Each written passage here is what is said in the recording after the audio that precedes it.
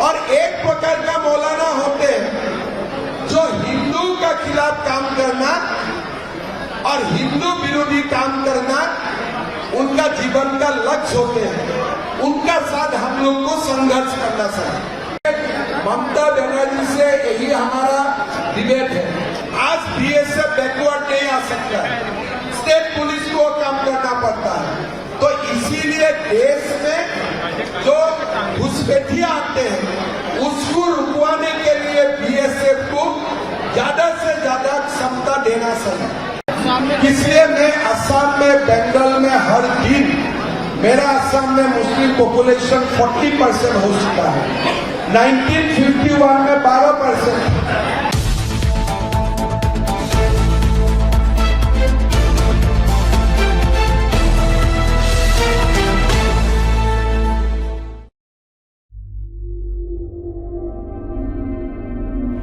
অনুপ্রবেশ প্রশ্নে বারবার রাজ্যের তৃণমূল সরকারকে আক্রমণ করেছে বঙ্গ বিজেপি। লোকসভা নির্বাচনে বারবার এই ইস্যুতে রাজ্যের শাসক দল তৃণমূলকে কোণঠাসা করার চেষ্টা করেছে পদ্ম শিবির। এবার অনুপ্রবেশের সঙ্গে সংখ্যালঘু প্রসঙ্গ জুড়ে রাজ্যের জনবিন্যাস বদলে যাওয়ার প্রসঙ্গ তুলে আক্রমণ শানালো কেন্দ্রীয় বিজেপি নেতৃত্ব। যেদিন শুভেন্দু অধিকারী সংখ্যালঘু মোর্চা বাদ দেওয়ার কথা বললেন, প্রকারান্তরে শুধুমাত্র হিন্দুদের নিয়ে চলার বার্তা দিলেন, সেদিনই অসমের বিজেপির মুখ্যমন্ত্রী হিমন্ত বিশ্ব শর্মা আক্রমণ শানালেন সংখ্যালঘু অনুপ্রবেশ নিয়ে। শুভেন্দু অধিকারী বক্তব্যের পর অবস্থান স্পষ্ট করতে গিয়ে কার্যত সংখ্যালঘু অনুপ্রবেশ নিয়ে কড়া অবস্থানের কথা জানিয়েছেন বঙ্গ বিজেপির মুখপাত্র শ্রমিক ভট্টাচার্য। বুধবার অসমের বিজেপির মুখ্যমন্ত্রী হিমন্ত বিশ্ব শর্মার তোপ, সংখ্যালঘু অনুপ্রবেশে বদলে যাচ্ছে জনবিন্যাস। এটা বড় সমস্যা, আমার জন্য খুব বড় একটি সমস্যা। এখন অসমে মুসলিম জনসংখ্যা 40%, 1951 সালে যা ছিল 12%। এটা আমার জন্য রাজনীতির বিষয় নয়, বাঁচা মরার বিষয়। এর আগে অনুপ্রবেশ নিয়ে বিজেপির আক্রমণের জবাব দিতে গিয়ে তৃণমূল বারবার বিএসএফের দিকে অভিযোগের আঙুল তুলেছে। সীমান্ত রক্ষার দায় বিএসএফের, তারা থাকতে কিভাবে অনুপ্রবেশ হচ্ছে সে প্রশ্ন বারবার তুলেছে তৃণমূল। এদিন অনুপ্রবেশের কথা বলতে গিয়ে রাজ্যের দিকে দায় ঠেলেছেন অসমের মুখ্যমন্ত্রী। তিনি বলেন, অনুপ্রবেশকারীরা প্রথমে অসম পশ্চিমবঙ্গে ঢোকে, এরপর অনুপ্রবেশকারীরা ঝাড়খণ্ড এবং বিহারের দিকে চলে যায়। আন্তর্জাতিক সীমান্তে অনুপ্রবেশ আটকানোর দায়িত্ব বিএসএফের, কিন্তু একবার সীমান্ত পেরিয়ে ভেতরে ঢুকে গেলে এর দায়িত্ব রাজ্যের। সেক্ষেত্রে অনুপ্রবেশকারীদের চিহ্নিত করে আটকানোর দায়িত্ব রাজ্যেরই। এদিন শুভেন্দু অধিকারী বিজেপির রাজ্য কর্মসমিতির বৈঠকে বিস্ফোরক বক্তব্য রাখেন। মোদির স্লোগান সবকা সাথ সবকা বিকাশকে বাতিল করে দেওয়ার ডাক দিয়েছেন তিনি। দলের সংখ্যালঘু মোর্চা না রাখার পক্ষেও সওয়াল করেছেন তিনি। সংখ্যালঘুদের ভোট পায় না বিজেপি, সনাতনী হিন্দুদের ভোট পায় বিজেপি, তাই তারা বিজেপির পাশে, তাদের পাশেই বিজেপি থাকবে বলে দাবি করেছেন পশ্চিমবঙ্গে বিরোধী দলনেতা। এরপরই সাংবাদিক বৈঠকে শুধুমাত্র রাষ্ট্রবাদী মুসলমানদের প্রসঙ্গ তুলে ওই মুসলমানদের পাশেই বিজেপি রয়েছে বলে জানান শ্রমিক ভট্টাচার্য। তবে তিনিও সরাসরি অনুপ্রবেশকারীদের বিরুদ্ধে বিজেপির লড়াইয়ের প্রসঙ্গ উল্লেখ করেছেন। তার বক্তব্য, চুপিসারে অনুপ্রবেশের মাধ্যমে যারা ভারত দখলে ছক করেছেন আমরা তাদের বিরুদ্ধে, এটা আমাদের ঘোষিত নীতি। কার্যত এই সুরেই তোপ দেখেছেন হিমন্ত বিশ্ব শর্মা। পশ্চিমবঙ্গের রাজ্য বিজেপির সভাপতি সুকান্ত মজুমদারও বলেন, এটা শুধু অসমের সমস্যা নয়, পশ্চিমবঙ্গেও হচ্ছে। যারা বিশ্বাস করতে চায় না তাদের বলছি, 1947 সালের আদমশুমারি আর এখনকার আদমশুমারি মিলিয়ে দেখতে বলুন। দেখুন কি বলেছেন হিমন্ত বিশ্ব শর্মা।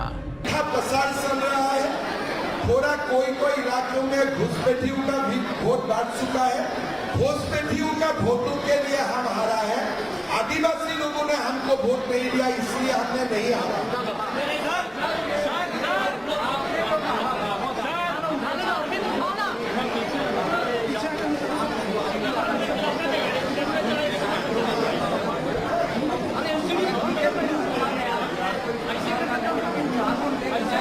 देखिए, हमारा देश में अगर दोनों धर्म का लोगों का बीच में शादी होते हैं, इसके लिए स्पेशल मैरिज एक्ट में ही शादी करना पड़ेगा।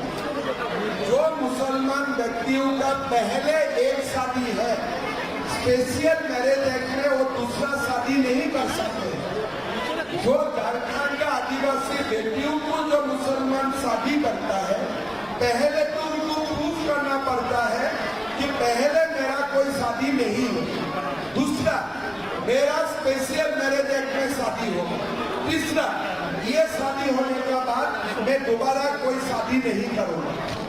देश का जो प्रचलित कानून है, ये कानून को भी झारखंड में इम्प्लीमेंट नहीं हो रहा। एक घुसपैठी आदिवासी बेटियों का साथ शादी कर रहा है, लेकिन ड्यू डिलिजेंस जो कानून का काम होना चाहिए ये नहीं हो रहा है।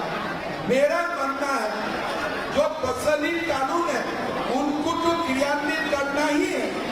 हमारा बीजेपी सरकार आने का बाद यही भी सोचना चाहिए कि क्या आदिवासी बेटियों को घुसपैठियों का साथ शादी कराने के लिए ऐसा सिस्टम बनाना चाहिए जो सिस्टम में किसी का शोषण ना हो, एक्सप्लॉयटेशन ना हो। कड़ा सिस्टम बनाने का जरूरत है।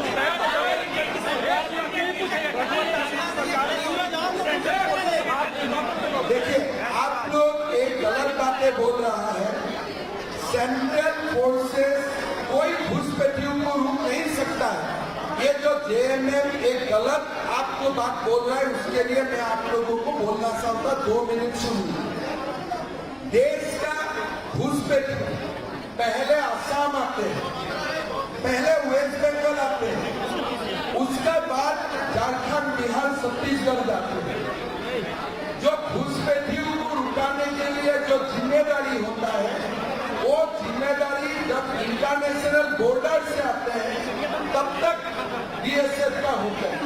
लेकिन जब एक बार अंदर आ चुका है, उसका बाद स्टेट गवर्नमेंट का जिम्मेदारी होता है। झारखंड हाईकोर्ट ने भी स्टेट गवर्नमेंट को डायरेक्शन दिया है कि आप डिटेक्ट कीजिए, आप डिपोर्टेशन कीजिए।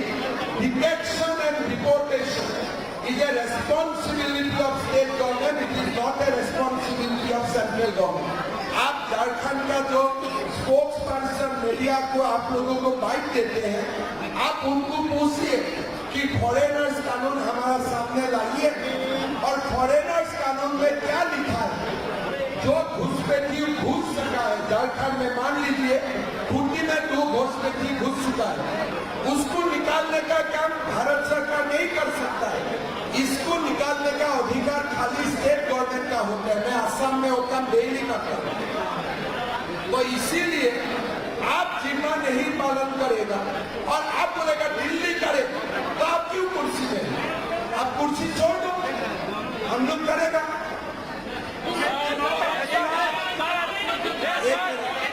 आप बोलिए, उसका बादशाह बोलिए। एक मिनट, सबको आंसर करें।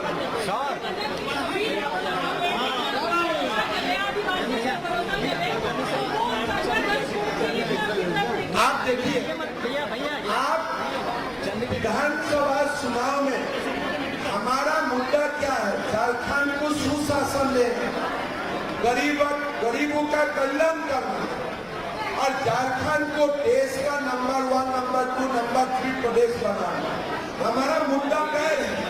और बाकी जो झारखंड में मुद्दे हैं वो सारे लोग बैठ के उसका समाधान का रास्ता भी कर लेगा। लेकिन बीजेपी क्या विश्वास करता है, क्या नहीं करता है, हमारा मैनिफेस्टो में आप लोग बढ़िया से पढ़ने का मौका आप लोगों को मिल जाएगा। आप कौन सा सरकारी पैसा? एकदम मैं तो काल सुनिए, देखिए एक मिनट, आप देखिए, आप अगर पॉलिटिक्स को इतना नीचे ले जा सकता है, उसका कोई आंसर नहीं है।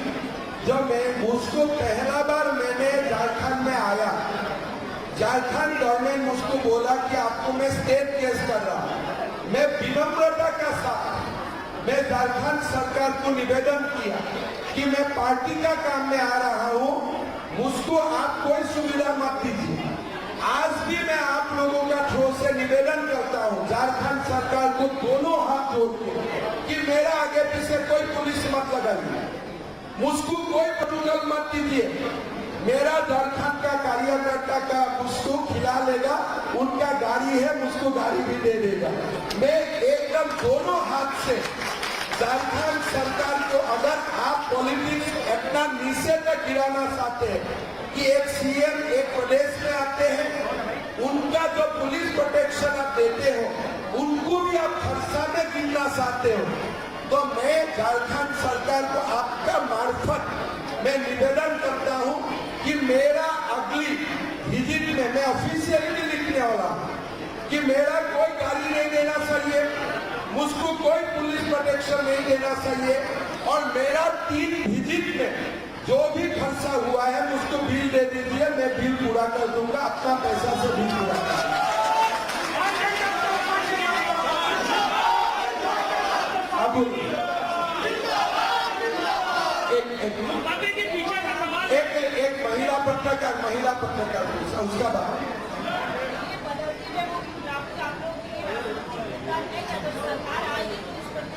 देखिए, बदलते डेमोग्राफी मेरे लिए, मैं असम से आया हूं, ये मेरे लिए बहुत बड़ा मुद्दा है।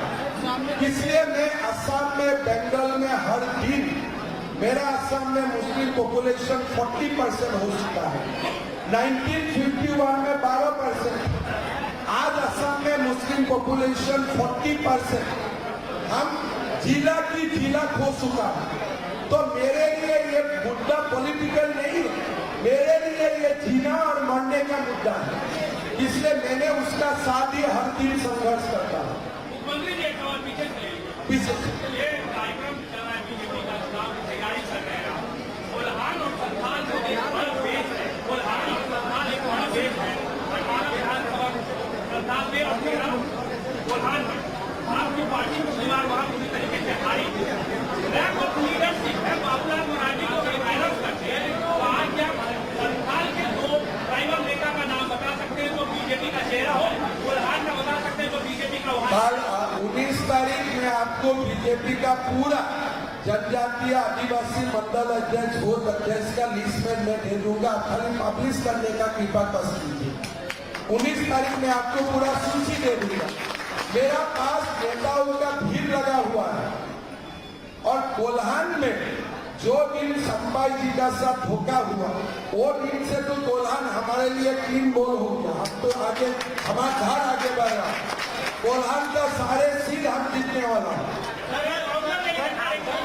अच्छा, एक मिनट, मैं सबको उत्तर दूंगा, 10 मिनट पूरा एक घंटा से। दूसरा ये है, जब आप इतने दावे के साथ कह सकते हैं, आपने सुनील सोरेन को हटा के सीतापुर को टिकट दिया, आपने कोल्हान में गीता कोड़ा जो मधुकोड़ा तरफ से की बात करते हैं, मधुकोड़ा के ऊपर क्या आरोप है आप जानते हैं, प्रधानमंत्री से लेकर गृह मंत्री तक उनके बारे में क्या पहले वो भी आप जानते हैं, बावजूद इससे आप जो है गीता कोड़ा के साथ खड़े होते हैं। दूसरा मेरा ये सवाल है कि अभी आपने आसाम और त्रिपुरा की बात की, आप ये कह रहे हैं कि बांग्लादेश की उधर से एकदम करते हैं, त्रिपुरा में आपकी सरकार, आसाम में आपकी सरकार है, क्या आप मानते हैं कि आप बेंगलोर और त्रिपुरा में बहुत हम लोग आसाम में भी बहुत बड़ा जो घुसपैठी आते हैं, इसको रुकवाने के लिए बहुत बड़ा काम कर रहा हूं, लेकिन हमारा वहाँ नदी है, पनिया है, आप लोगों को मैं निमंत्रण करता हूं, एक दिन आप लोग भारत बांग्लादेश सीमा में जाना चाहिए, तब आप लोगों को मैं आसाम गवर्नमेंट से आप लोगों को इनवाइट करूंगा। एक बार बंगाल का सीमा तो ले जाने का मेरा अधिकार नहीं है, अब आसाम और बंगाल, आसाम और बांग्लादेश सीमाओं को देखने के लिए मैं आप लोगों को ले जाऊंगा, फिर आप लोगों को लगेगा देश का सामने ये कितना बड़ा समस्या है, यहाँ से आप लोगों को थोड़ा मुश्किल होगा। दूसरा बात, सीता सोरेन का साथ कितना बड़ा धोखा हुआ है आप लोग खुद जानते हैं। उनका हस्बैंड का हत्या हुआ, पोस्टमार्टम में नहीं हुआ, तो वो महिला का साथ खड़ा होना हमारा पार्टी का जिम्मेदारी है। गीता कोड़ा जी का खिलाफ और बहुत बड़ा जनजातीय नेत्री है, अपना दम पे 2-3 बार लोकसभा सीट जीते हैं। हस्बैंड का ऊपर जो भी कंप्लेन है, मैं सभा में बोला, हेमंत सोरेन जी का ऊपर जो भी कंप्लेन है, लेकिन मैं कल्पना जी का ऊपर आरोप नहीं लगाऊंगा। मधु कोड़ा जी का ऊपर केस चल रहा है, उसका मतलब ये नहीं है कि गीता कोड़ा जी आसामी है, ये गलत फहमी है। आज ईडी ने हेमंत सोरेन को अरेस्ट किया है, मैं कल्पना सोरेन को इसके लिए जिम्मेदार मैं नहीं मानता। इसीलिए आप लोग थोड़ा कृपा कीजिए, किसी को क्रिटिसाइज करने के जाते जाते कोई इनोसेंट का क्रिटिसिज्म ना हो। और सीता सोरेन के लिए तो आप लोगों को संवेदना होना चाहिए। जैसा बेटा का, गुरुजी जैसा पिता का बेटा होता है, बेटा का हट्टा होता है, पोस्टमार्टम नहीं होते हैं, उस महिला का साथ खड़ा होना बीजेपी के लिए सौभाग्य का बात है। सर चंपाई सोरेन से एक मिनट अब बताइए। चंपाई सोरेन से हमदर्दी का क्या राज है सर? देखिए, मैंने उनका ट्वीट देखा, मैं व्यक्ति को नहीं जानता। जो दिन में झारखंड प्रदेश का सह प्रभारी बना, मैं चंपाई सोरेन जी का ट्वीट फॉलो करने लगा और मैं काफी प्रभावित हुआ। मैं असम में शुरू कर दिया। देखिए, मैं बार बार बोला हूं, मैं व्यक्ति को नहीं जानता और उनका साथ मेरा कोई संवाद भी नहीं है। चुनाव का बाद में एक बार मिलूंगा। उनका जो ट्विटर है, ट्विटर में मैं देखता हूं कोई गरीब बेटा बोलते हैं मेरा ट्रीटमेंट नहीं हो रहा है, वो तुरंत डीएम को बोल देता है उनका ट्रीटमेंट का व्यवस्था कीजिए और डीएम ट्रीटमेंट का व्यवस्था करके रिप्लाई देते हैं। भले वो हमारे विरोधी हो, लेकिन अच्छा बात तो बोलना पड़ेगा। इसीलिए चंपाई सोरेन जी को हटा के जेएमएम कम से कम 10 सीट का माइनस में आ चुका है। चुनाव का बाद आप मेरा बात को देखेंगे। क्या आप मानते हैं, आप बोलिए। क्या आप मानते हैं कि आसाम की तरह झारखंड में भी घूमने टुकने के लिए सीमाओं पर छोड़ने में उनका अधिकार क्षेत्र बढ़ा देना चाहिए? देखिए, ममता बनर्जी से यही हमारा डिबेट है। हमारा जो, मैं ये इतना बड़ा चर्चा यहाँ नहीं करना चाहता था। मेरा मानना है कि देश का स्टेट गवर्नमेंट बीएसएफ को सीमा का अंदर भी आने का अनुमति देना चाहिए। जैसे बीएसएफ सीमा में रहते हैं, लेकिन पोरस बॉर्डर है, पानी का बॉर्डर है, गलती से कोई घुस गया, आज बीएसएफ बैकवर्ड नहीं आ सकता है, स्टेट पुलिस को काम करना पड़ता है। तो इसीलिए देश में जो घुसपैठिया आते हैं उसको रुकवाने के लिए बीएसएफ को ज्यादा से ज्यादा क्षमता देना चाहिए। सर ये तो प्रपोजल में है सर। आप बताइए। देखिए, असम में बाढ़ है, इसीलिए मैं 6 बजे जा भी रहा हूँ, लेकिन बाढ़ खत्म होगा फिर थोड़ा ज्यादा दिन के लिए मैं यहाँ जाऊंगा। इसीलिए आज 2 दिन में ही मैं चला जा रहा हूँ, लेकिन 6 बजे मैं चला जाऊंगा। काल में दोपहर को आया था, लेकिन अगली 2 बार खत्म होने का बाद मैं 6-7 दिन 10 दिन रुकने के लिए आऊंगा। आप लास्ट क्वेश्चन कीजिए, फिर ये लास्ट क्वेश्चन।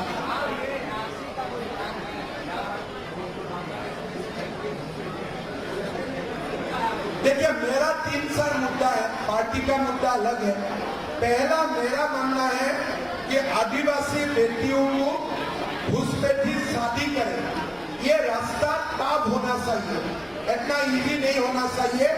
समाज का जो एल्डर लोग होते हैं, आपको मैं बड़ा बात बोल रहा हूँ, एक घुसपैठी अगर एक आदिवासी बेटी उसका साथ शादी करना चाहते हैं, पहले समाज को एप्लीकेशन करना चाहिए।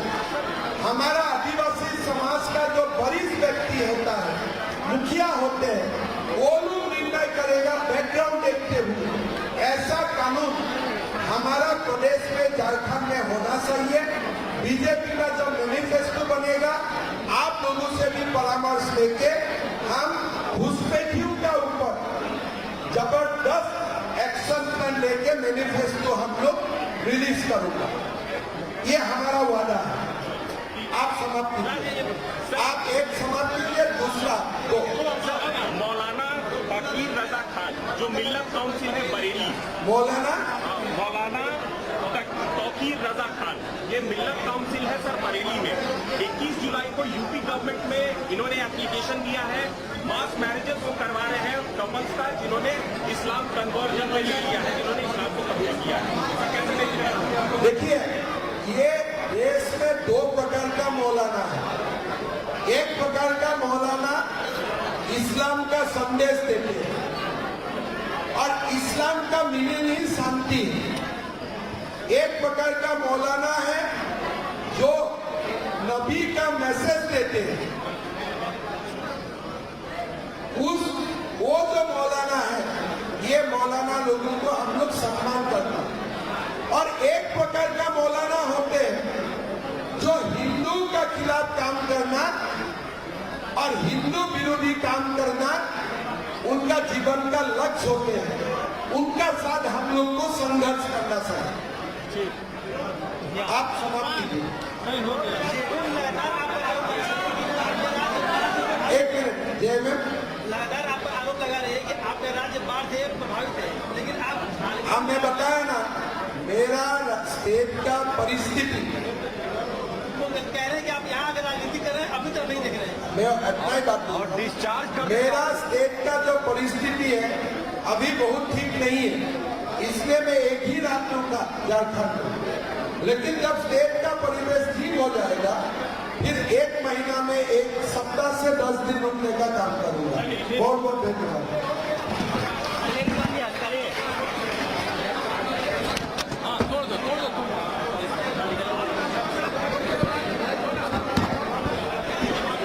अरे मीडिया का मतलब सामने आ रहा है कि का उत्साह बढ़ा।